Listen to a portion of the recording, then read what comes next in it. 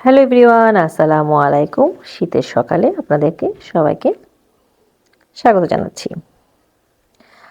আর এটা হচ্ছে আমি সকালের দিকে আমার মাই ডিয়ার হাব্বি অফিসে ভাপা পিঠা নিয়ে যাবে। ওদের ওয়ান ডিশ পার্টি চলছে।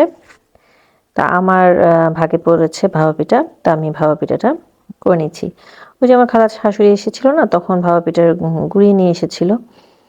ওই যে বললাম, যখন যেটা লাগে, মরিচ গুঁড়ো হোক মানে যখন যেটা লাগে আসলে আমার খালা শাশুড়িকে বললেই উনি সবকিছু এগুলো করে দেয়।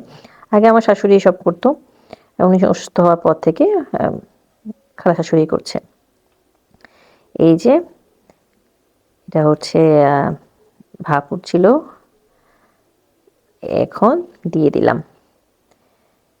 একটা দুটা টোকা দিলাম, তারপরে আলতো করে নিয়ে এসে এই তো সবচেয়ে সহজ পিঠা মনে হয় ভাপা পিঠা আমার কাছে।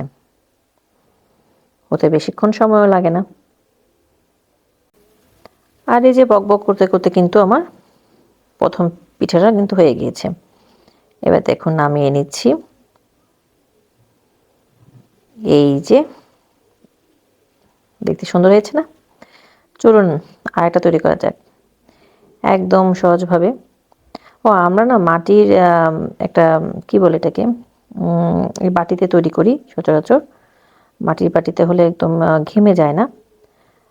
এটা আমার মা শাশুড়িদের কথা, যদিও যায় না। এই যে এভাবে করে দিয়ে ভাপা পিঠা না চাপ দেওয়া যায় না, বেশি চাপ দিলে না এ হয়ে যায় না, আলতো করে জাস্ট একটু এভাবে করে নিয়ে এসে এটাকে করতে হয়। আর এদিকে হচ্ছে পিঠা আমি তৈরি করে বক্সে নিয়ে নিচ্ছি, একদম গরম গরম পিঠা। এই যে 20টার মতো পিঠা দিব। এই তো, আল্লাহ হাফেজ, আসসালামু আলাইকুম।